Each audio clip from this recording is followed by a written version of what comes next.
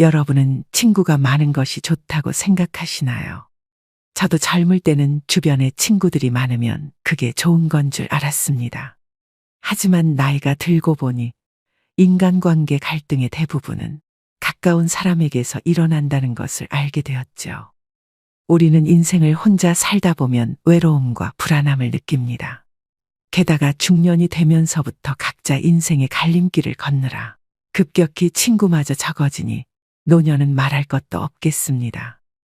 나이 들어 혼자 사는 어르신을 보고 외로우실 텐데라며 걱정하기도 하지만 요즘은 혼자 사는 삶을 스스로 선택하는 분들도 늘고 있다고 하는데요. 이런 분들은 가족 없이 홀로 사는 사람들의 노년이 결코 불행하지도 쓸쓸하지도 않다고 얘기하십니다. 그래도 기왕이면 혼자 되는 것보다는 낫다고 생각했지만 이걸 알고 나니 다 부질없고 혼자가 편하다는 걸 깨달았습니다. 여러분이 진정 노후를 행복하게 즐기며 살고 싶다면 또 나이 들어 더 이상 싫은 것들과 공존하지 않고 혼자서도 편안하게 잘 지내고 싶다면 이것들을 알아두시는 게 좋을 것입니다.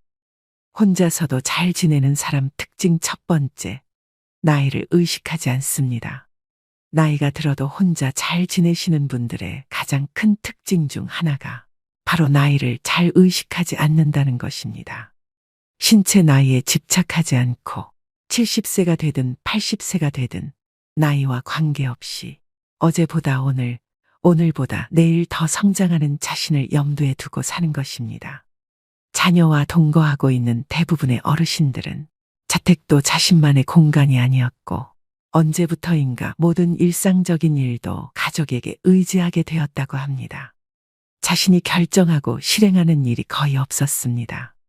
그런 수동적이고 의존적인 인생에서는 어찌 되었든 무기력해지기 마련인데요.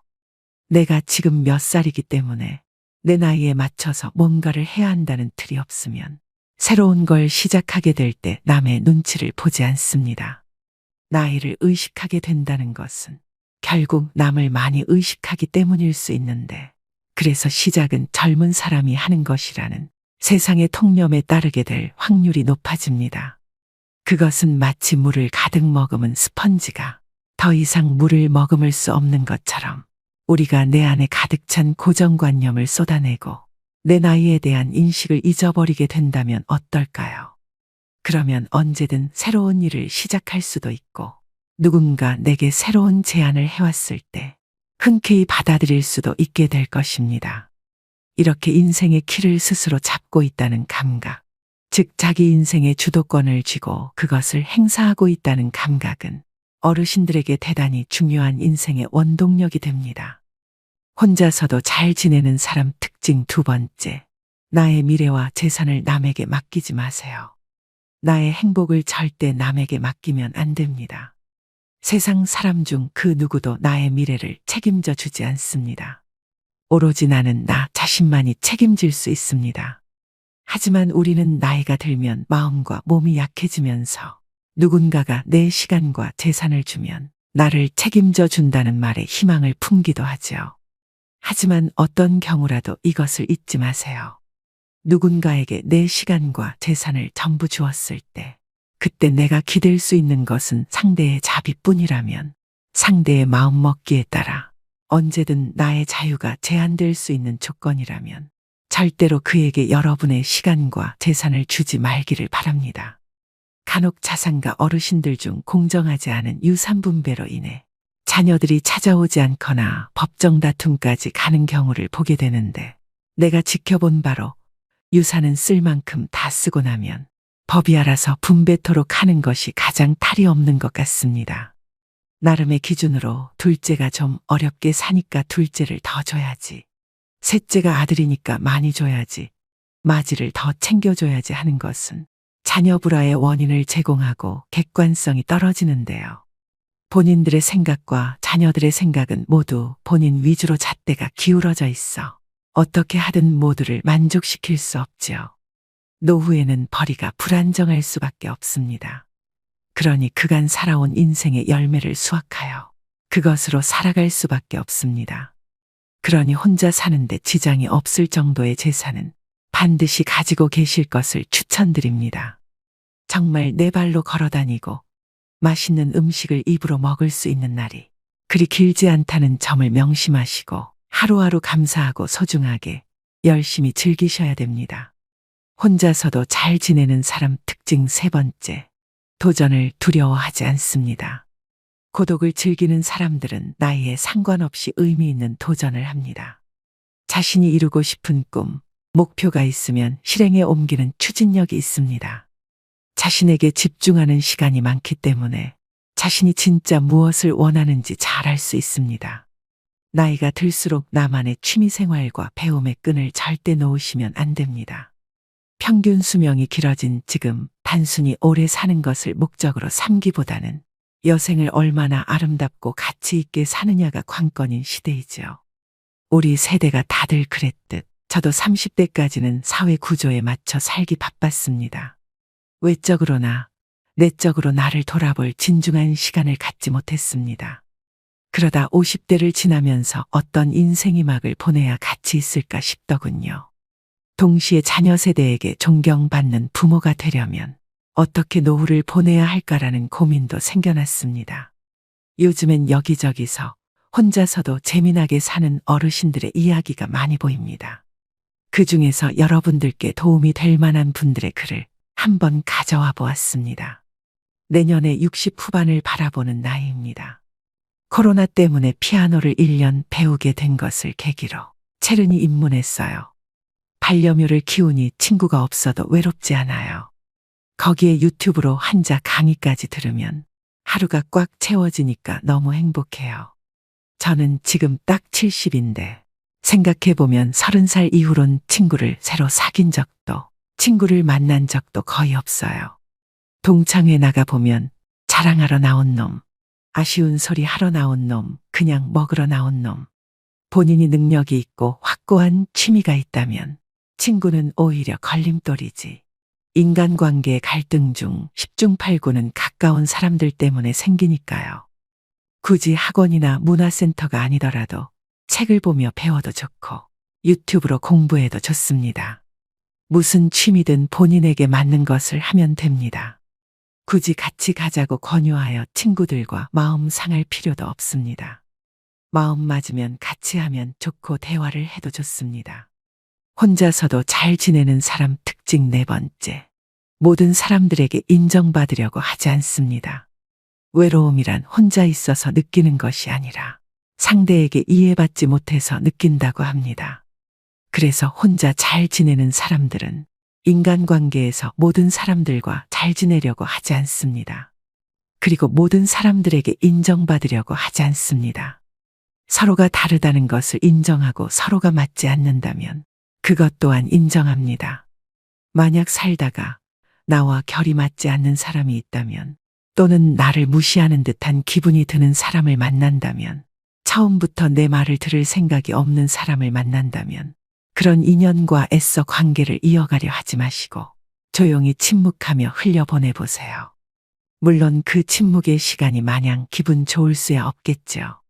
때로는 무시당해도 변변찮은 대꾸 하나 못하는 내가 바보같이 느껴지고 그래서 무리하여 센 척도 해봅니다만 우리가 살아온 세월을 뒤돌아보면 늘 그런 인연들은 긁어부스럼이었던 적이 더 많았던 것 같습니다. 그러니 우선 그런 인연은 되도록 빨리 피하시고 그때 올라온 불쾌한 감정은 웬만하면 그저 흘려보내보세요.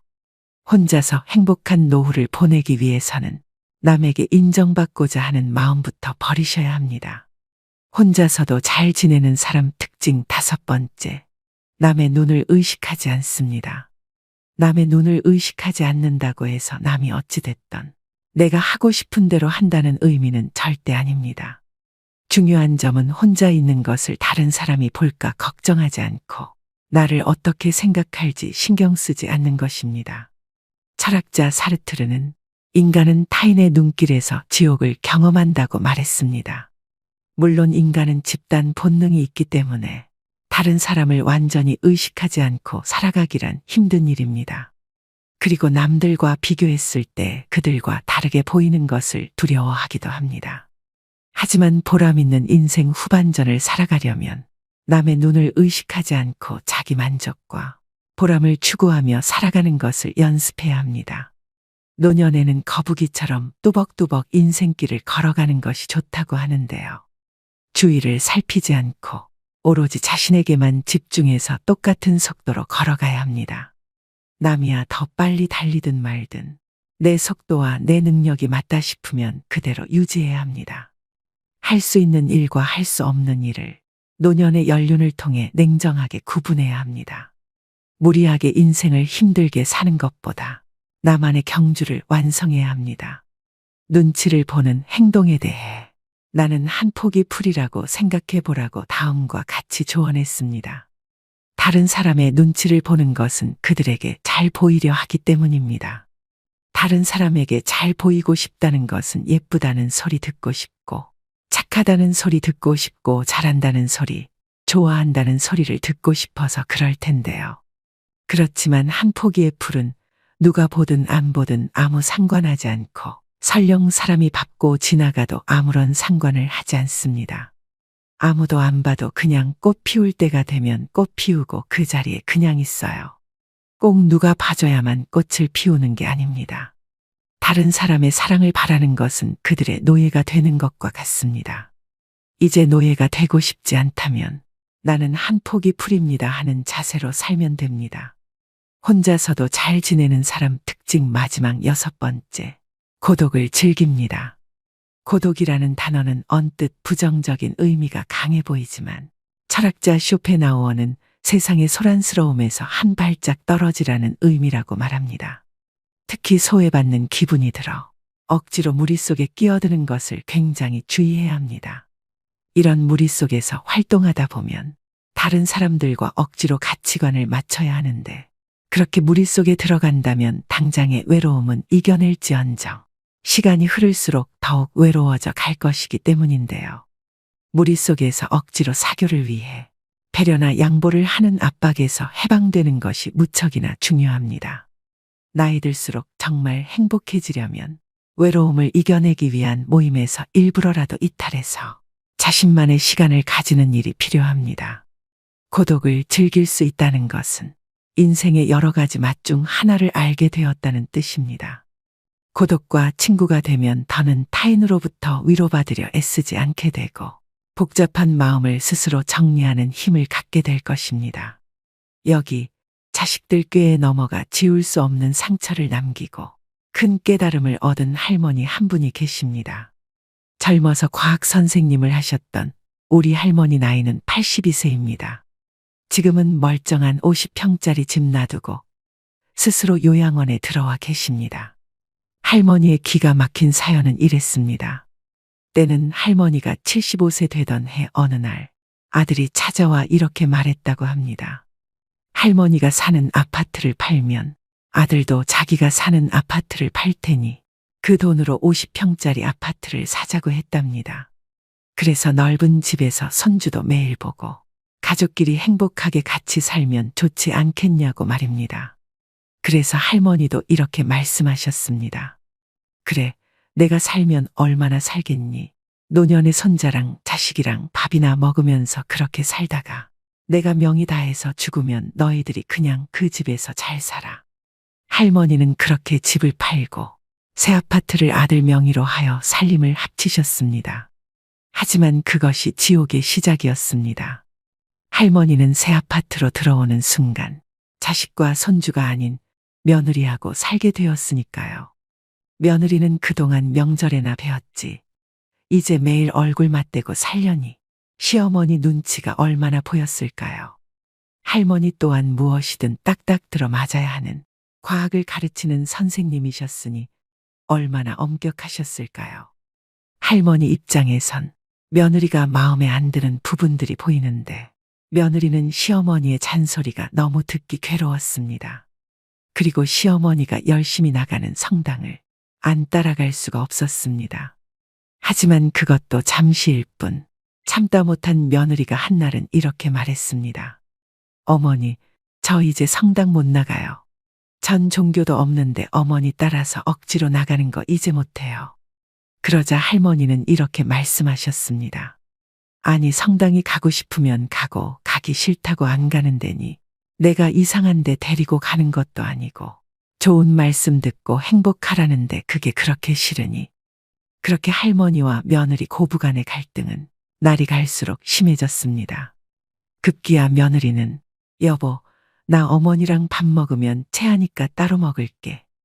그러고는 자기 밥상을 따로 챙겨서 방으로 들어가 버리기 이르렀습니다. 그런데 문제는 지금부터 시작이었습니다. 잠깐 같이 살다가 세상을 뜰 거라던 할머니는 세상이 좋아지고 의료기술이 발달하다 보니 80세가 넘으셔도 정정하셨습니다. 그것도 전 재산 아들에게 다 주고 빈털터리로 말입니다. 한날은 할머니가 성당에 가서 신부님에게 머리를 내밀고는 만져보라고 하였습니다. 신부님이 할머니의 머리를 만져보자 놀랍게도 머리에 혹이 2개나 생겼다고 합니다. 30대 며느리는 시집살이를 울면서 참겠지만 60된 며느리는 참지 않았습니다. 그러니까 나중에는 아예 치고받으며 싸우는 지경까지 간 것이지요. 그렇게 나이 60 먹은 며느리가 80세 시어머니랑 싸우니 당연히 60 먹은 며느리가 이길 수밖에 없었습니다. 그래서 할머니는 뭐가 어떻게 다치셨는지 혹이 2개가 나서 성당에 나타나신 것입니다. 그래서 신부님은 이렇게 말씀하셨습니다. 할머니 그러지 마시고 저하고 같이 아드님한테 소송을 겁시다. 지금 아파트가 8억이니까 할머니 25평에 아드님 쪽 25평에서 할머니 목 4억 찾으셔요. 그리고 제가 운영하는 어르신 쉼터마을에 오셔요. 그래서 할머니는 신부님과 고소장을 썼습니다. 전직 학교 선생님이라 얼마나 고소장을 잘 쓰셨는지 변호사 선임까지 해서 빠르게 재판 날짜까지 잡게 되었습니다. 하지만 재판 날짜가 지났는데 할머니가 성당에 나타나질 않으셨습니다.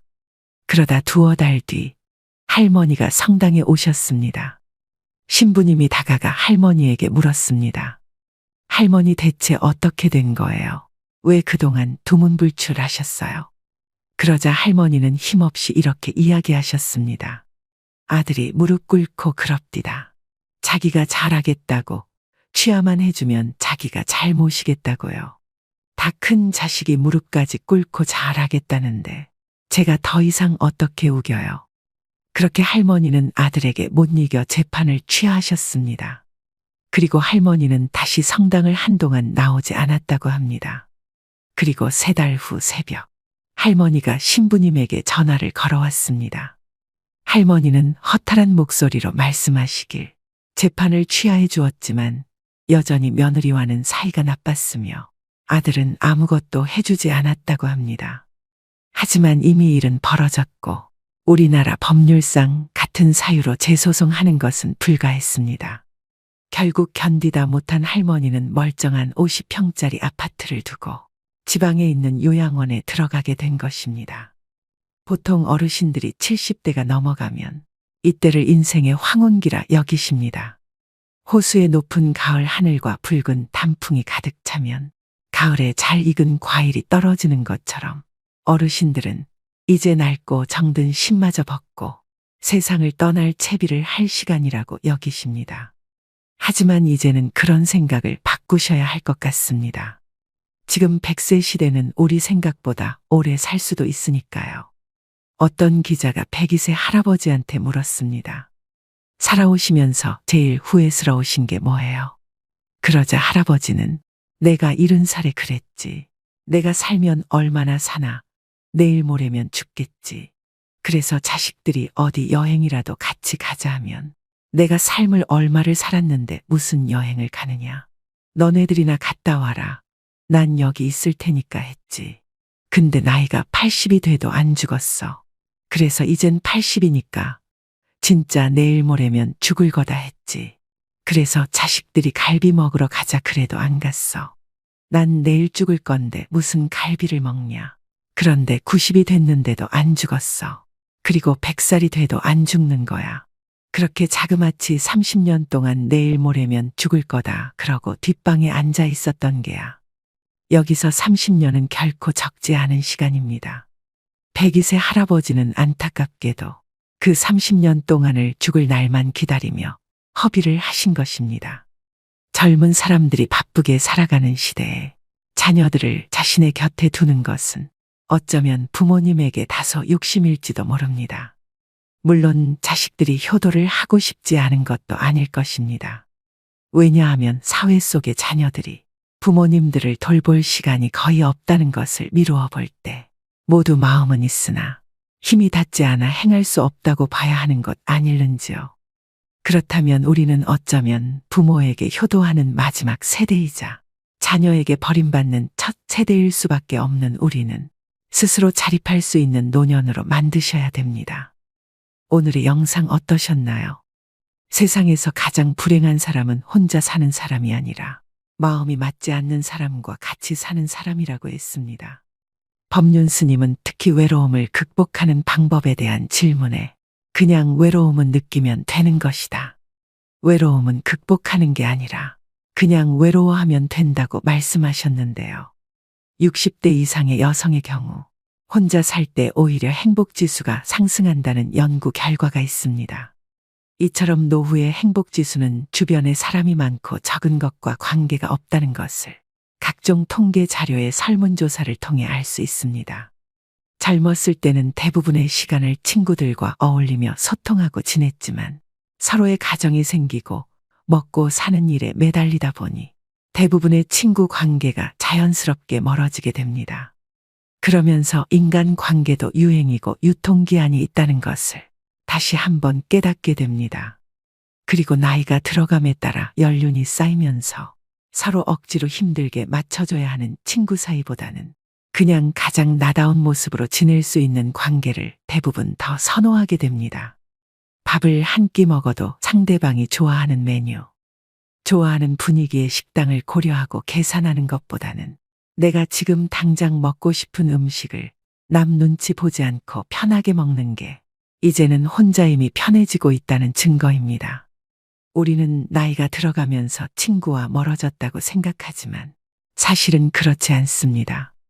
친구와 멀어지고 친구가 없어지는 것이 아니라 친구가 필요 없는 나이가 되어버린 것이죠. 혼자 있는 것이 외롭다는 생각이 들어 주변 친구들을 만나보면 하나같이 다 자식 자랑, 돈 자랑, 배우자 뒷담화 등 부정적인 이야기들로만 하루를 채워가거나 무리한 부탁을 하거나 사소한 도움을 요청하는 일도 아주 빈번하게 일어납니다. 이런 일이 반복되다 보니 친구를 만나고 헤어지는 순간에 즐겁고 행복한 기억보다는 더 기분이 우울하고 외로워지는 경험을 한 번쯤은 해보았을 것입니다. 그렇기 때문에 우리는 앞으로의 인생을 혼자여도 즐겁게 시간을 보낼 수 있는 삶으로 채워나가야 할 것입니다. 주변 사람들과 적당한 거리를 두는 것, 단지 외롭다는 이유 하나만으로 사람들과 관계하지 않고 나를 힘들게 하고 스트레스 받는 관계에 대해 단호하게 거절하고 혼자 잘 지낼 줄 아는 것, 그것이 바로 현명한 노후 설계의 첫 번째 단계 아닐까요? 오늘도 노후의 지혜와 함께 해주셔서 감사드립니다. 황금빛으로 무르익어가는 여러분의 지혜로운 인생을 언제나 응원합니다. 언젠가부터 많은 분들이 고급 실버타운에서 사는 삶을 이야기하기 시작했습니다. 여러분도 노년이 되면 편안하고 쾌적한 실버타운에 들어갈 계획을 세우고 계시나요? 저도 처음에는 실버타운에 들어가면 남이 해주는 맛있는 밥도 삼시세끼 먹을 수 있고 동년배들과 어울려 아주 행복한 노년을 보낼 수 있을 줄 알았습니다. 하지만 막상 실버타운에 들어가 보니 이것 때문에 행복이 아닌 지옥이 펼쳐졌다고 하는데요. 70대의 한 노인은 실버타운이 저승가는 중간의 대합실이라고 했습니다. 죽으려고 실버타운에 들어왔다는 노인들도 여럿이었답니다. 큰맘 먹고 실버타운 들어갔다가 돈만 날리고 살던 곳으로 다시 돌아가는 이유를 아시나요? 고급 실버타운 직접 겪어보니 지옥이었다고 하는데요. 나이든 70대 노인이 실버타운을 뛰쳐나온 이유는 무엇일까요? 실버타운의 환상과 이면, 실버타운에 입주할 계획이 있으시다면 들어가시기 전에 오늘의 영상을 꼭 끝까지 보시길 바랍니다. 법원 근처에서 30년이 넘게 살면서 변호사로 법의 밥을 먹어왔다. 70 고개를 넘으면서 밥벌이를 졸업하고 마지막 거처를 어디로 할까 생각했다. 도심 속에서 살던 대로 마지막까지 존재하는 방법이 있었다. 친한 친구들과 모여 수다도 떨고 놀이도 같이 하면서 여생을 즐기는 방법이다. 두 번째가 실버타운이고 세 번째가 바닷가에서 혼자 사는 것이다. 나는 지난 2년간 살던 실버타운을 나왔다. 시설에 대해서는 만족했다. 바다가 보이고 편의시설을 갖추었으면서도 비용이 저렴했다. 남들에게 보여주기 위한 화려함보다는 절제되고 소박하다고 느꼈다. 직원들에게서도 상업적인 미소가 아니라 진심을 느끼기도 했다. 일하는 사람들이 종교인들이기 때문인 것 같다. 그들은 일이 수도 생활이라고 했다. 감사했다. 다만 문제는 이웃과의 소통이었다. 얼마 전 일본 실버타운에 있던 77살의 히라노 유우 씨가 쓴 글을 봤다. 핵심 내용은 이랬다. 그는 럭셔리 실버타운을 보고 반했다. 바다가 보이는 22층 건물이었다. 그는 첫 1년은 마치 천국에 온 기분이었다. 하지만 점점 일상의 무게에 짓눌렸다. 그가 보는 주위 사람은 대부분 거동이 불편한 노인들이었다. 그는 다른 노인들과 지적인 대화를 기대했지만 착각이었다. 대부분이 잘된 자식이나 재산 그리고 왕년의 전직을 자랑했다. 그들의 천박함에 스트레스가 쌓여갔다.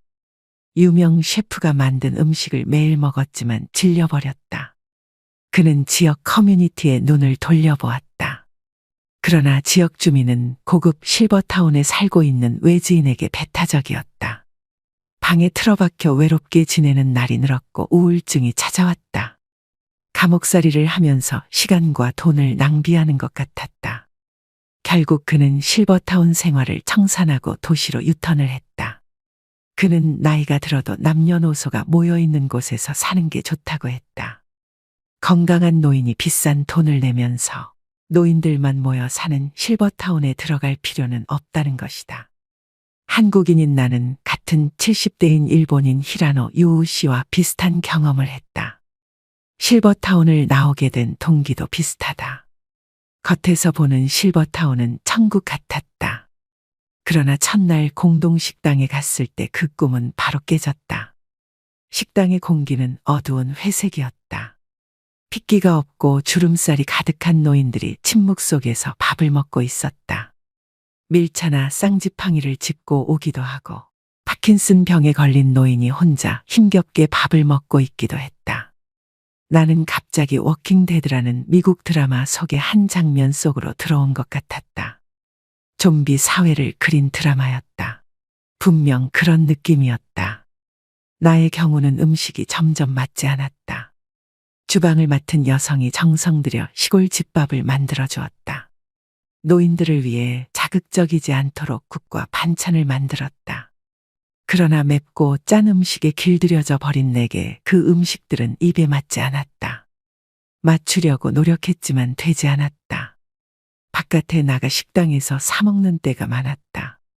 결론적으로 소통이 힘들고 밥을 사 먹으면 실버타운이 주상복합 아파트와 비슷하다는 생각이었다. 노인들에게 다가서면서 대화를 시도해 보았다. 90대의 한 노인은 그곳은 저승가는 중간의 대합실이라고 했다. 죽으려고 그곳에 들어왔다는 노인들도 여럿이었다. 그들은 공감대가 형성되어 있지 않았다. 삶이 다르고 인생관과 가치관의 차이가 많은 노인들은 소통할 공통의 소재가 없었다. 인격 미달의 노인도 보였다. 인간은 늙어도 변하지 않았다. 노인 한 명이 흙탕물을 일으키기도 했다. 자식들은 부모가 천국에서 사는 걸로 착각하고 오지 않지만 노인들에게는 외로움의 지옥일 수 있었다. 그들은 고독과 완만한 죽음이 있는 외따로 떨어져 있는 화려한 무덤가에서 사는 것 같았다. 아름다운 꽃도 같은 종류만 모이면 질린다. 섞여 있어야 아름답다. 아무리 예쁜 꽃병이라도 시들어버린 꽃들만 가득 꽂혀 있으면 추하고 서글프다. 실버타운에서 그런 걸 느꼈다. 이제야 그때가 좋았다는 걸 알았다. 어린 시절 손자 손녀들이 병아리 떼같이 오골거리고 아빠 엄마들이 있고 집안 어른으로 할아버지, 할머니가 있었다. 설날이면 온 가족이 모여 할아버지, 할머니에게 세배를 하고 떡국을 나누었다. 이제 그 시절이 좋았던 걸 깨닫는다. 60이 넘어가면 누구나 노년의 거처를 한 번쯤은 생각해 보셨을 텐데요. 여러 형태의 환경이 있겠지만 그 중에 럭셔리한 실버타운은 소수의 부자들만 갈 수 있는 곳이라고 생각하시는 분들이 많습니다. 언론에서는 끊임없이 실버타운의 좋은 면만을 부풀려 보도하고 있습니다. 그런 실버타운에 대한 환상을 보고 있노라면 나도 저런 곳에서 한 번쯤 살아보고 싶다고 생각이 들기도 합니다. 팍팍한 노후의 꿈만 같은 오아시스처럼 느껴지기도 하죠. 그런데 그 실버타운이 우리가 상상하는 그런 모습이 아닐 수도 있겠습니다. 전문 셰프가 때마다 해주는 수준 높은 요리를 매일 먹을 수 있다는 것은 아주 특별한 경험이지만 그 특별한 기분이 한 달을 넘기지 못하고 갖가지 유기농의 건강식으로 차려진 밥상이 금방 시들해졌다고 합니다. 그뿐만 아니라 실버타운에 살아보신 분들은 이구동성으로 입을 모아 말합니다. 나이 들수록 젊은 세대들을 보면서 에너지를 얻어도 시원찮은데 온통 노인들만 있는 노인천지에 스스로 왜 들어가냐는 것입니다. 들어가기 전에는 세상에 눈치 볼 일 없이 마음 맞는 또래들과 즐겁게 지내며 살 줄 알았는데 막상 들어가니 모여서 입만 열면 자식 자랑, 돈 자랑, 자기 자랑에 살던 곳에서 살기 전보다 심적으로 더욱 외로움을 느꼈다는 분들이 많습니다. 모든 것을 종합해 본 결과 노후에는 뭐니 해도 내가 살던 곳, 내가 살던 집이 최고인데요.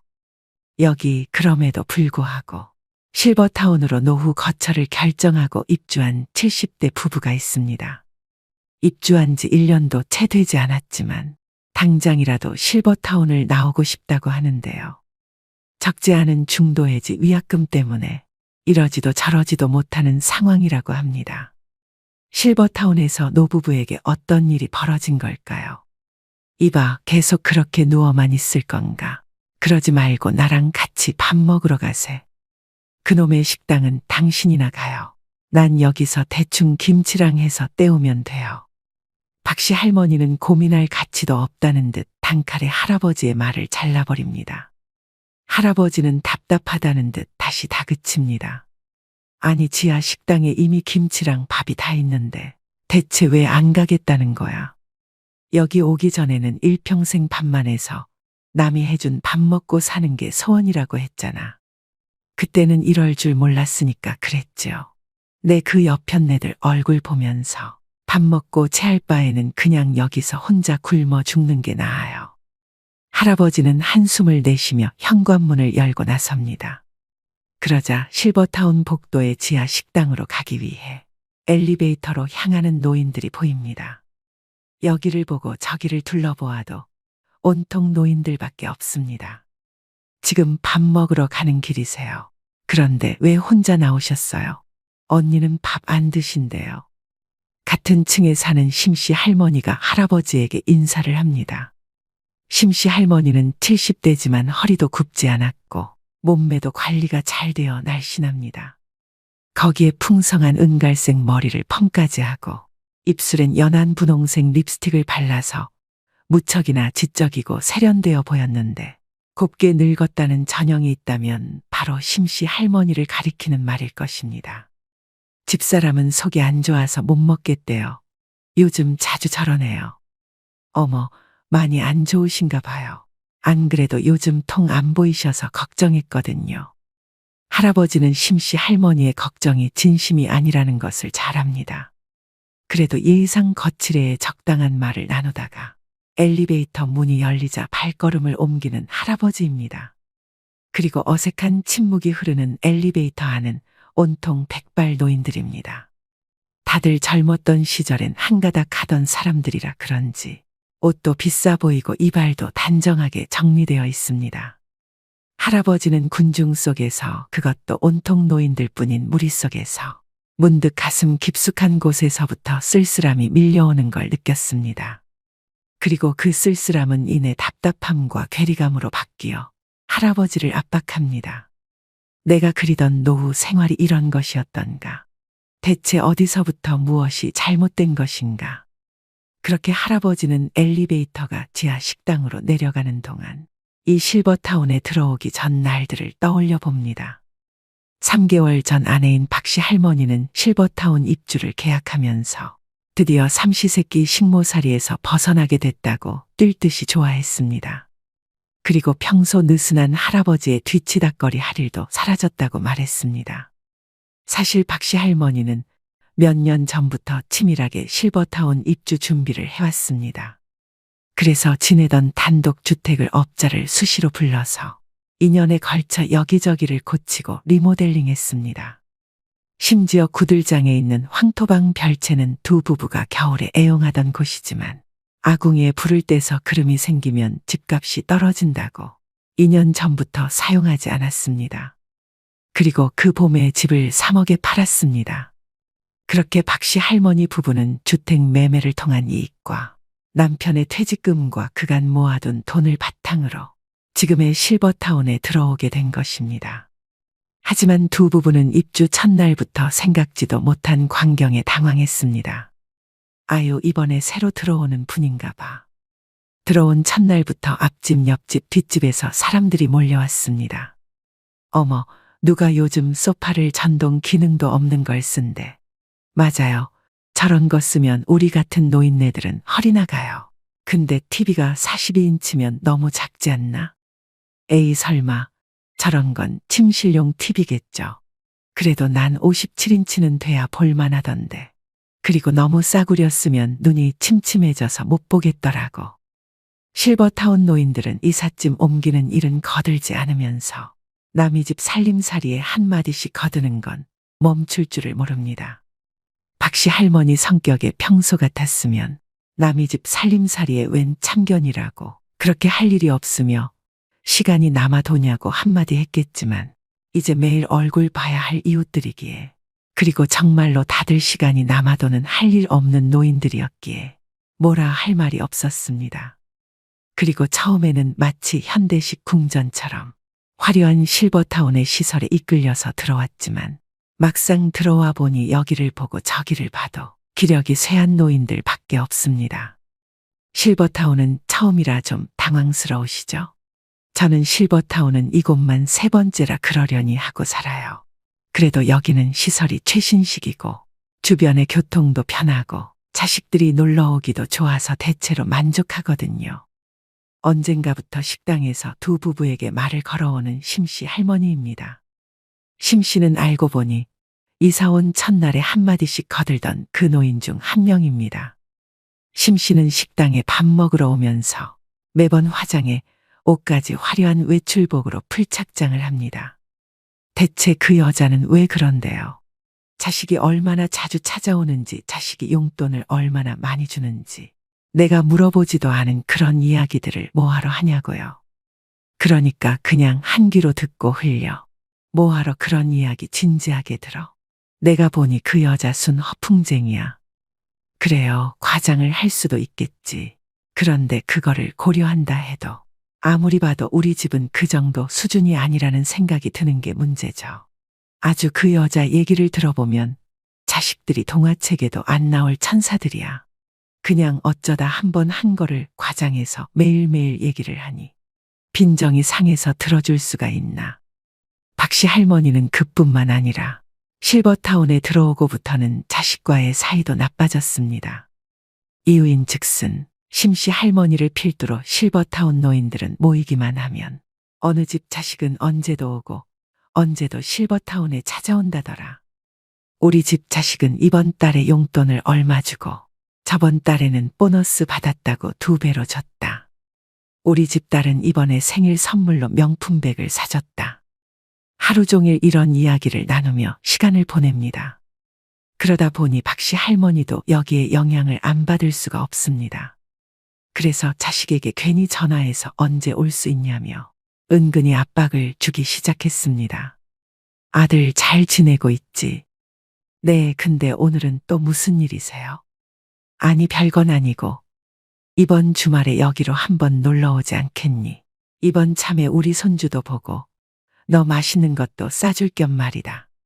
제가 어제도 당분간 바빠서 못 간다고 말씀드렸잖아요. 통 안 그러시다가 요즘 왜 이렇게 무리한 요구를 하세요? 그렇게 그날 박씨 할머니의 아들은 반복되는 어머니의 전화에 참다 못해 난생 처음으로 어머니에게 언성을 높였습니다. 놀란 할아버지가 전화를 바꿔서 여기 분위기가 그렇다며 아들에게 자초지종을 설명하고는 그냥 못 들은 걸로 하라며 중재를 하지 않았다면 더 큰 가정불화로 이어질 뻔하였습니다. 그리고 박씨 할머니는 전화를 끊고 나중에서야 아들에게 너무 미안한 마음이 들었습니다. 자식에게 물려줄 것도 변변찮은데 그나마 있는 돈도 실버타운에 입주한다고 죄다 쓰고 있는데도 한마디 원망도 안 하던 착한 아들한테 여기 실버타운 분위기에 휩쓸려서 자신이 무슨 짓을 했는지 모르겠다며 후회하는 할머니였습니다. 그리고 할아버지도 실버타운 생활이 불편하긴 마찬가지였습니다. 처음엔 비슷한 연령대, 비슷한 계층의 사람들이 모이니 말이 잘 통할 줄 알았지만 다들 하루 종일 자기 현역 시절에 잘 나갔던 이야기만 늘어놓기 바빴습니다. 당신이 옛날 중소기업 중간관리직을 할 때 나는 그거 10배 되는 회사를 직접 경영한 사람이야. 이런 말을 하며 의시되는 사람들이 있는가 하면 같은 대기업 출신들끼리는 서로의 호칭을 부장님이나 상무님 같은 자기들 현역 시절의 직급으로 부르며 무리를 짓고 있었죠. 할아버지는 이 상황이 이해가 가지 않았습니다. 이게 뭐하는 짓인가, 이제 다 같이 은퇴해 늙어가는 처지에 무슨 급을 나누며 으스대거나 기가 죽고 있어야 하는지 도무지 이해가 가지 않았습니다.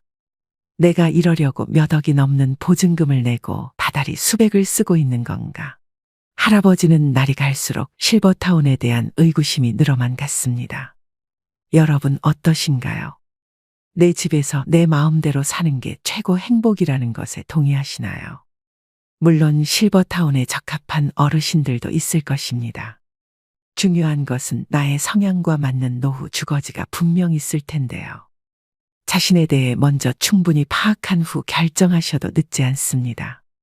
그렇다면 노후의 주거지가 결정되면 노후 준비는 끝난 걸까요? 절대 아닙니다. 노후의 주거지만큼 중요하고 대비해야 되는 것이 죽음 이후 바로 장례 준비인데요. 인간이 태어나고 늙고 병듦에 따라 필연적인 죽음을 인정하고 준비하는 것. 어쩌면 사랑하는 가족의 죽음과 장례를 통해 남겨진 가족들은 인생의 유한함과 소중함을 느끼게 해주고 더 참된 인생을 살아갈 수 있게끔 인도하는 선물이 아닐까 싶은데요. 월 단돈 100원으로 인생에서 반드시 발생하는 일을 대비하고 1년에 10만 원 이상의 이득을 볼 수 있는 서비스가 있다면 믿으실 수 있나요? 이거 사기 아니야 라고 생각할 수 있을 만큼 그 어디에서도 볼 수 없고 믿을 수도 없는 100원 상조에 대해 지금부터 여러분에게 알려드리려고 합니다. 말 그대로 매달 100원만 납입하면 매년 올라가는 장례 비용과 상관없이 평생 지금 장례 가격을 보장해드리는 고위상조 업체의 상조 서비스입니다. 즉, 장례 발생 시까지 100원을 납부하고 잔액은 장례식 이후 후불로 납부하게 되는데요. 여기서 중요한 점은 장례 가격 또한 다른 상조에 비해 절반 이하의 가격입니다. 그렇다면 왜 100원인가요? 또 이게 가능한 건가요? 라고 반문하시는 분들도 계실 겁니다. 많은 분들이 아시다시피 장례 산업은 대표적으로 거품과 상술이 가득한 산업입니다. 고위상조는 이러한 불합리한 부분을 없애고 싶었는데요.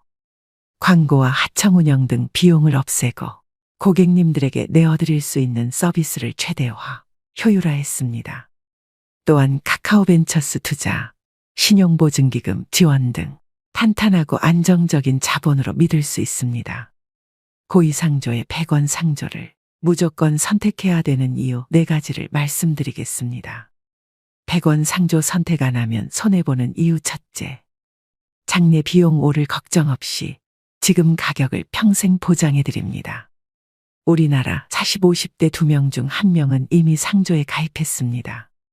그만큼 나이가 들수록 상조에 대해 관심이 커지고 당연하게 준비할 수밖에 없는 삶의 과정 중에 하나라고 생각을 하십니다. 요즘은 필수가 되어버린 상조 준비. 누가 더 효율적으로 준비하냐에 따라 노후의 질이 갈립니다. 처음 약속한 금액보다 실제 지불하는 비용이 높고 서비스 품질은 형편없는 장례가 반복되고 있습니다. 고인은 과도한 마케팅 비용, 하청 수수료를 없애고 더 높은 품질의 장례 용품에 투자했습니다.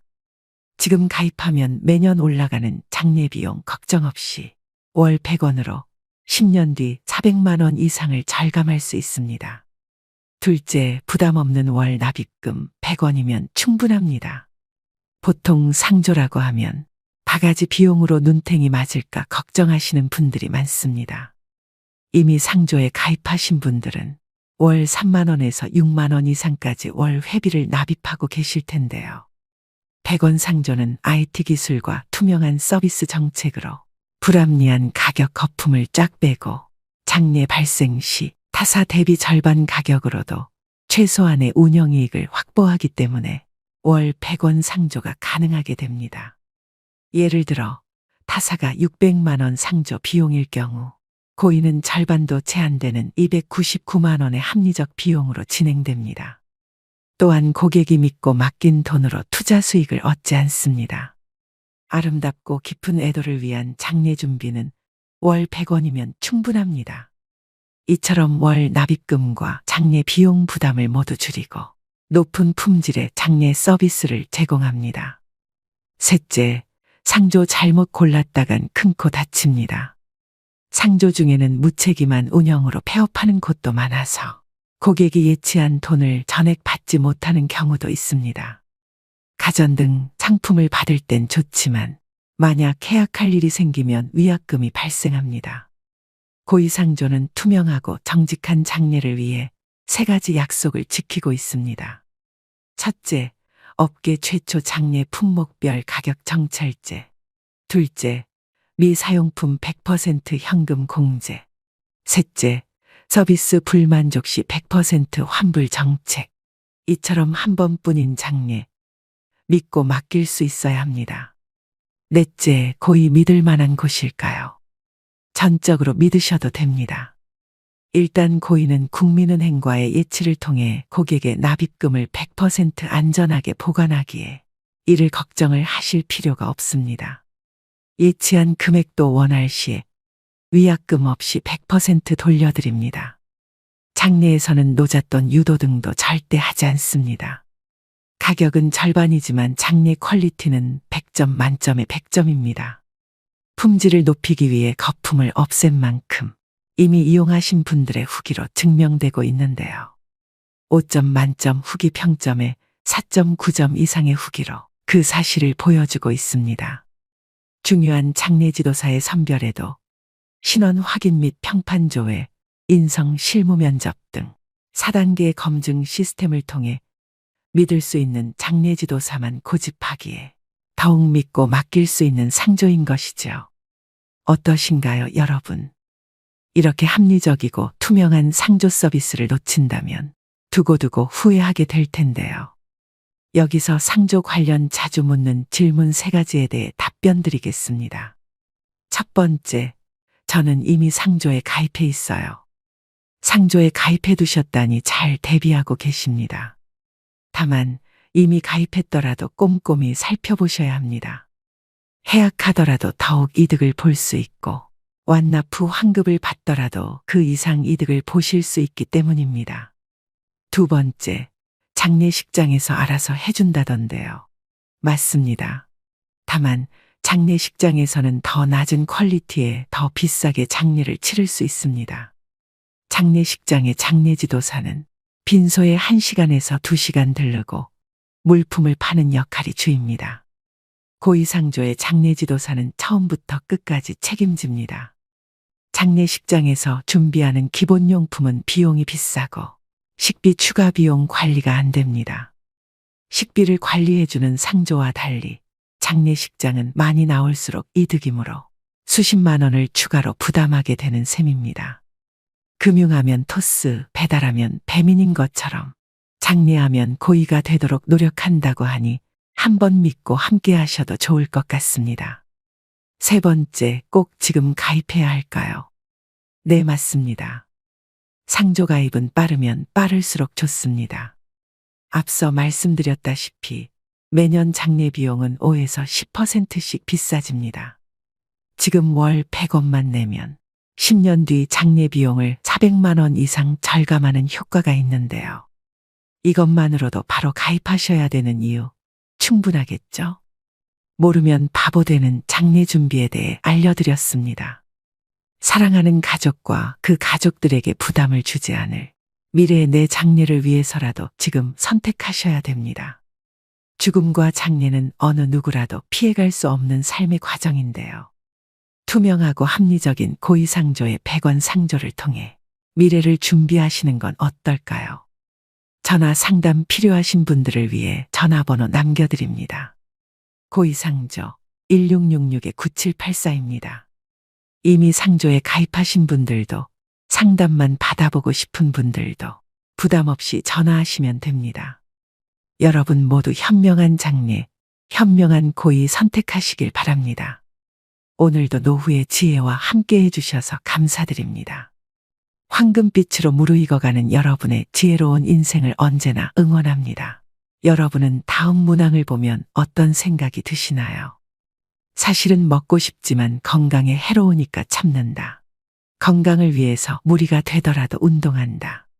효과가 느껴지지 않아도 건강을 위해 계속 약을 먹는다. 맞는 얘기 아니야 하고 생각되시나요? 어찌 보면 건강에 안 좋은 건 피하고 건강에 이로운 것을 꾸준히 하는 게 당연하다는 생각이 드는데요. 그런데 나이가 들수록 이게 사실이 아닐 수도 있다는 겁니다. 우리의 일반 상식과는 정말 많은 부분이 다른 이 얘기를 오늘 해보겠습니다.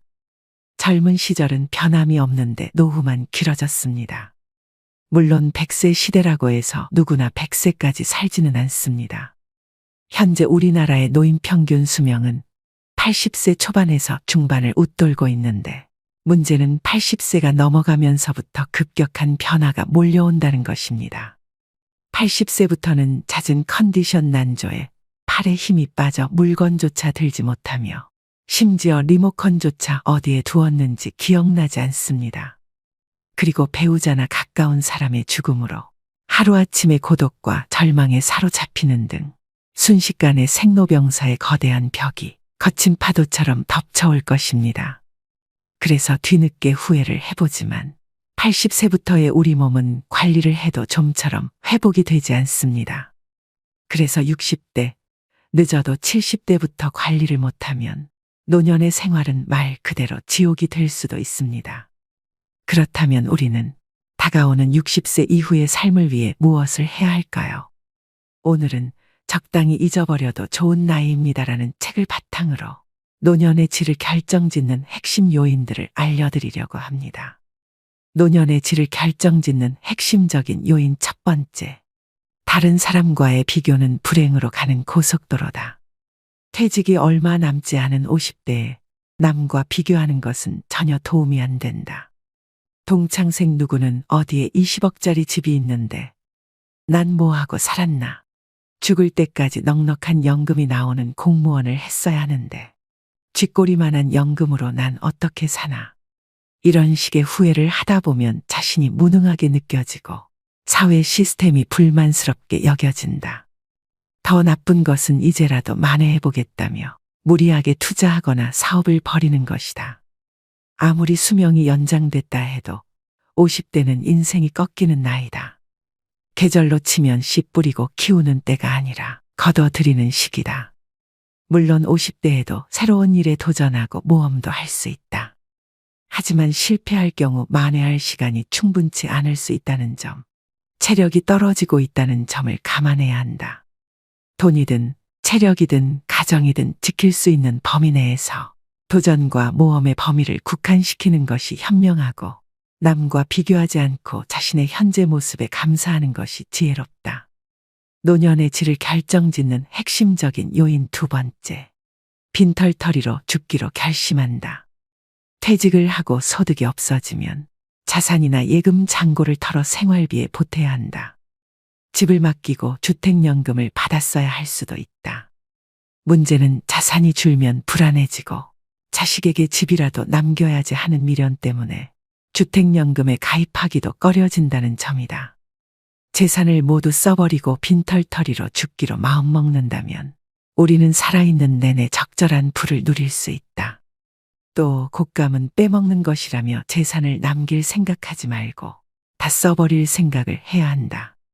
몇 살까지 살지 모르는데 죽기 전에 재산을 다 써버리면 어떻게 하느냐고 반문할 수도 있다. 하지만 재산을 탕진하라는 것이 아니다. 돈을 남길 욕심을 거두고 검소하게 생활한다면 대부분의 경우 죽을 때까지 먹고 살 수는 있다는 얘기다. 노년의 질을 결정짓는 핵심적인 요인 세 번째. 친구는 없어도 괜찮다. 어떤 사람은 혼자 있는 시간을 견디지 못하고 늘 다른 사람과 연결되어 있기를 원합니다.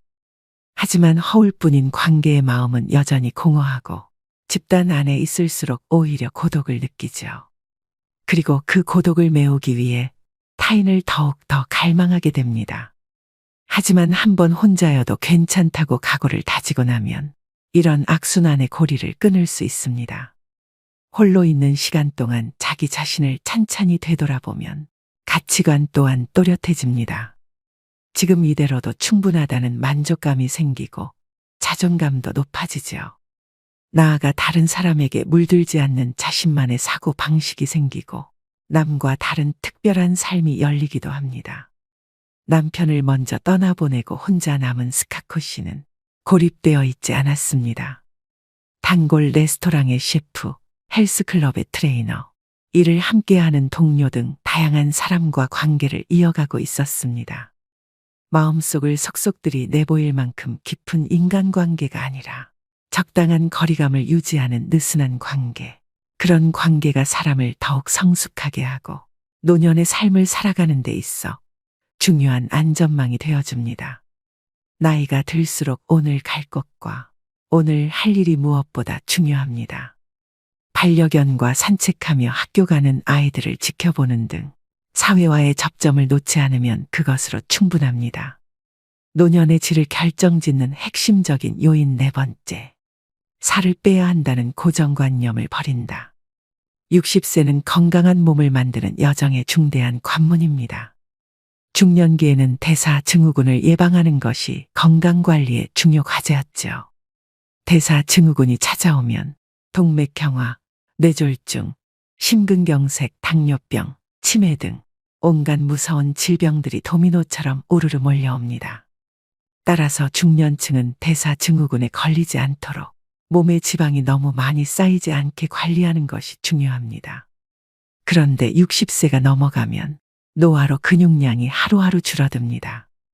입이 짧아지는 경우도 있는데 그런 사람은 전체적으로 영양이 부족해지기도 하고 살이 빠져서 좋다고 태평하게 생각하다가는 70에서 80대의 근감소증에 걸리거나 전신의 기능이 저하되어 거동이 불편해지는 노쇠의 상태에 빠지기도 합니다. 이대로 가면 꼼짝없이 다른 사람의 돌봄이 필요한 상태로 이어지겠죠. 90대가 되어서도 직접 걸어서 가고 싶은 곳에 가고 맛있는 음식을 맛보려면 60세가 되었을 때 생각을 바꾸어야 합니다. 대사증후군에 대비해 살을 빼서 건강해져야겠다는 생각은 일단 잊어버리고 근육을 늘려 노쇠를 예방하겠다는 자세로 방향을 전환해야 하죠. 근육이 지나치게 감소한 상태인지 집에서 간단히 알아볼 수 있는 방법이 있습니다. 바로 핑거링 테스트입니다. 양손의 엄지손가락과 집게손가락으로 동그라미를 만들어서 종아리의 가장 두꺼운 부분을 감싸봅시다. 손가락이 닿지 않을 만큼 종아리가 굵으면 근육이 충분한 상태라고 짐작할 수 있습니다. 반대로 손가락이 서로 만나거나 겹쳐지면 근육이 부족할 가능성이 있으니 노쇠 상태가 되지 않도록 각별히 주의할 필요가 있습니다. 60세가 넘으면 근육이 탄탄한 다리가 무엇보다 중요합니다. 튼실한 무다리여도 좋습니다. 근육은 나이가 몇이든 누구나 마음만 먹으면 단련할 수 있습니다. 단백질을 충분히 섭취하고 걷기나 근력 운동에 힘쓰면 근육은 확실히 늘어납니다. 노년의 질을 결정짓는 핵심적인 요인 5번째. 자녀를 버려야 모두가 산다. 자녀로 인해 노부모가 죽게 되는 3가지 경우라는 섬뜩한 농담 같은 얘기가 있다. 재산이 있는 부모가 손 벌리는 자녀를 외면하면 맞아 죽는다. 찔끔찔끔 주다가는 시달려 죽는다. 그렇다고 다 내어주다가는 굶어 죽는다. 이런 불상사를 피하려면 일찌감치 자녀에게 물려줄 돈이 없다고 선언하고 돈에 대한 기대를 버리게 해야 한다. 다 큰 자식을 결혼도 시켜주고 집도 마련해주고 결혼 후에도 물심양면으로 도와줄 것이 없을까 기웃거리는 것은 사랑이 아니라 자녀의 독립을 막는 독이다. 이렇게 자녀를 독립시키지 못하고 끼고 돌다 훗날 돈 떨어지고 건강 잃었을 때 자식이 부모를 부양하는 것을 부담스러워하면 배신감을 느낀다. 부모는 자녀가 사랑스러워 이것저것 다 해줬지만 결국 돈 잃어 건강 잃어 자식과 관계까지 나빠져 자식 잃어가 된다. 이를 피하려면 자녀에게 대학 졸업할 때까지만 또는 결혼할 때까지만 부양해주겠다고 부양 시한을 정하라. 그리고 가능한 자산은 연금으로 바꾸는 것이 좋다. 달마다 생활에 필요한 돈이 나오면 마지막까지 버틸 수 있다. 자녀가 어렵더라도 큰 돈을 줘버리고 빈곤선에서 허덕이는 것보다 다달이 나오는 연금을 모아 생활비라도 보태주는 것이 더 낫다. 노년의 질을 결정짓는 핵심적인 요인 6번째. 운동보다 바른 자세가 먼저다. 하루하루 어떤 생활 습관을 가지고 살아가느냐에 따라 자기도 모르는 사이 등이 굽어 새우등이 되거나 무릎이 휘고 허리가 구부러지기도 합니다. 건강해지려고 열심히 걷기 운동을 하는 사람도 정작 자세가 좋지 않으면 무릎과 허리에 부담이 가거나 관절의 가동 범위가 오히려 좁아질 수도 있죠. 그러므로 본인의 평소 자세를 가끔씩 체크해줘야 합니다. 올바른 자세는 옆에서 보았을 때 허리뼈와 목뼈가 완만한 S자를 그립니다. 전신이 보이는 거울 앞에 서서 몸의 정면과 측면에서 본인의 자세를 가만히 살펴봅시다. 벽에 등을 대고 똑바로 서보는 것도 좋은 방법이고요. 벽에 발 뒤꿈치를 붙이고 섰을 때 등과 머리 뒷부분이 벽에 닿지 않는다면 자세가 앞으로 기울어졌다는 증거입니다. 자세가 비뚤어지는 원인 중 하나는 근력의 저하입니다. 늘 같은 쪽 어깨에 가방을 메거나 날마다 같은 방향으로 다리를 꼬고 앉는 등 어느 한쪽으로 치우친 습관 때문에 자세가 틀어지기도 하죠. 시간이 날 때마다 자신의 자세를 의식적으로 바로잡아서 잘못된 버릇을 말끔히 없애봅시다. 자세가 좋아지면 겉모습도 한결 젊고 생기 있어 보이기 때문입니다. 나이 들어서도 근사한 맵시를 유지하는 사람들의 공통점은 적당한 체중을 유지한 몸매와 꼿꼿한 자세입니다. 자세를 곧게 하면 마음가짐도 적극적이고 긍정적인 방향으로 바뀔 수 있습니다. 가슴을 당당하게 펴고 배에 힘을 주고 긴장감을 놓지 않으면 자신감과 의욕이 생깁니다. 잠깐 운동하고 하루 종일 구부정하게 지내기보다 매 순간 바른 자세를 유지하며 활기차게 보내기를 추천합니다. 노년의 질을 결정짓는 핵심적인 요인 7번째. 인생의 8할은 잊어버려도 상관없는 것들이다. 모든 성과의 80%는 일에 들인 시간의 20%에 의해 만들어진다. 이것은 이탈리아의 경제학자 빌프레도 파레토가 주장한 분포에 관한 통계적 법칙입니다. 파레토 법칙이나 20대 80 법칙이라고도 불리죠. 20%의 일개미가 전체 식량의 80%를 책임진다는 이야기도 같은 맥락입니다. 개미를 자세히 관찰해보면 모든 개미가 똑같이 일하지 않는다는 사실을 알 수 있습니다.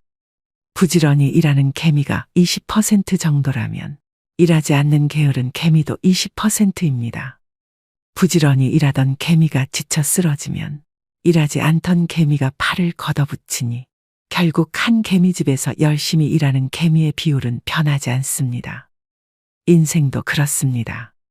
나라는 사람의 중심이자 나를 나답게 만드는 무언가, 밥도 잠도 있고 몰두할 수 있는 무언가는 20% 안에 있습니다.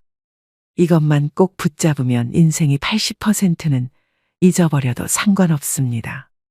우리 모두 이미 경험한 바 있지 않나요? 화려한 레스토랑에 가서 식사를 하거나 값비싼 차의 주인이 되는 것, 남부럽지 않는 집에서 사는 것 등은 그리 중요하지 않습니다. 이런 건 잊어버려도 좋은 80%이지요. 가족과 밥 한 끼 함께 할 수 있는 시간, 내 발로 걸어서 산책할 수 있는 체력, 내가 좋아하는 음악을 듣거나 책을 읽을 수 있는 공간이 있다면 나머지는 아무래도 좋습니다. 20대 80 법칙을 적용해 보면 일도 인생도 크게 달라집니다. 60 이후, 이제는 정말 중요한 인생의 이알에 집중해 보면 어떨까요? 오늘의 영상 어떠셨나요? 노년은 쇠퇴하는 시기라는 인식이 팽배하지만 사실 인생 후반은 자녀를 독립시키고 사회생활에서도 일선에서 물러나 홀가분해지는 시기입니다. 그동안 쌓아온 경험은 세상이 말하는 정답에 얽매이지 않고 나만의 해답을 찾을 수 있는 여유를 선사합니다. 비로소 온전히 자유로워질 수 있는 시간을 맞이하는 것입니다. 이 시간을 충만하게 누리는 비결은 스스로를 웃어넘기는 데 있습니다. 긴장을 내려놓고 작은 실수 정도는 웃어넘기는 용기가 필요합니다. 그런 나를 보며 다른 사람이 함께 웃을 수 있다면 더욱 좋습니다. 또한 타인도 용서하고 나 자신도 용서하는 아량이 필요합니다. 누군가로 인해 기분 상하는 일이 생기면 그 사람을 용서해주고 내가 잘못했을 때도 스스로 한 번 더 용서해주는 너그러움을 길러야 합니다. 한편 행복이 무엇인지, 어떻게 하면 행복해지는지 지나치게 고민하지 않는 것도 중요합니다.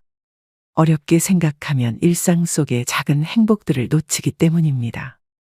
몸을 움직이면 자연히 심장 박동수가 높아지고 체온이 올라가며 행복 호르몬이라 불리는 세로토닌과 도파민, 성장 호르몬이 분비됩니다. 인터벌 걷기, 근력 운동 등 간단한 운동으로 행복을 쌓아가야 합니다. 만족스러운 노년을 준비하는 방법은 이처럼 단순하고 쉽습니다. 여유로운 태도로 삶의 군사를 과감히 덜어내고 허벅지 근육과 있는 힘 기르기에 집중한다면 누구나 행복한 노년을 맞이할 수 있을 것입니다. 사회적 평가에서도 자유로워져야 합니다.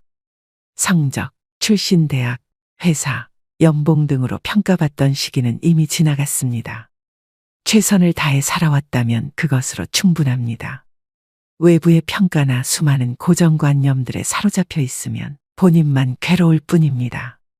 또한 더 이상 남자다울 필요도 여자다울 필요도 없습니다. 이제는 남녀를 뛰어넘어 본연의 내가 되는 시기입니다. 좋은 사람이 되려고 애쓸 필요도 없습니다. 남에게 좋은 사람이라는 말을 들으려는 노력을 그만두고 스스로에게 솔직하고 충실한 시간을 보내는 데 열중해야 합니다. 100세 시대, 인생의 절반을 넘긴 사람이라면 누구나 그동안 삶의 현장에서 고군분투해온 탓에 몸도 마음도 지쳐 있을 것입니다. 이제 살아가는 방식을 바꿔야 합니다. 세상의 기준, 타인의 평가, 불필요한 의무감과 인간관계는 모두 홀가분하게 잊어버리셔야 됩니다. 자신에게 정말 소중하고 본질적인 것에만 집중하는 지혜로 앞으로의 시간을 채워나가세요. 단단한 허벅지 근육, 그리고 중요하지 않은 것들을 가뿐히 있는 힘이 있다면 다가오는 인생 후반전은 온전히 자유로워질 수 있는 축복의 시간입니다.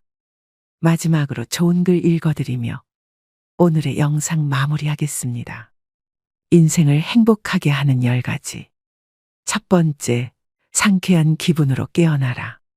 아이러니하게도 깨어있을 때 행복하려면 잠자리에서 충분한 시간을 보내야 한다는 것을 명심해야 한다.